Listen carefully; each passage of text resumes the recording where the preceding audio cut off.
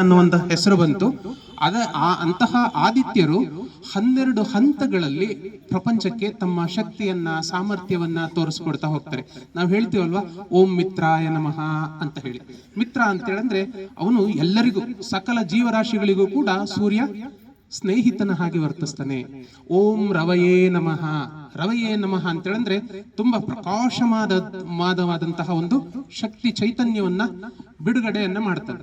ತುಂಬಾ ರವ ರವ ರವ ಅಂತಿದ್ದಾರೆ ಅಂತ ಹೇಳ್ತಾರಲ್ವಾ, ಅಂದ್ರೆ ಅಷ್ಟು ಕಾವು, ಆ ತೇಜಸ್ಸು, ಶಕ್ತಿ ಬಿಡುಗಡೆ ಆಗ್ತಾ ಇರುತ್ತೆ.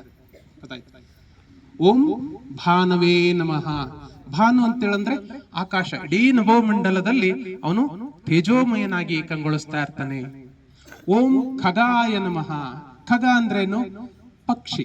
ಅಂದ್ರೆ ಭಾನಿನಲ್ಲಿ ಪ್ರಕಾಶಮಾನವಾಗಿ ಇರತಕ್ಕಂತಹ ಏಕೈಕ ಸೂರ್ಯದೇವನನ್ನ ಪಕ್ಷಿಯ ರೂಪದಲ್ಲಿ ಓಂ ಖಗಾಯ ನಮಃ ಅಂತ ಹೇಳಿ ನಾವು ಅವನನ್ನ ಸ್ಮರಣೆಯನ್ನ ಮಾಡ್ತೀವಿ.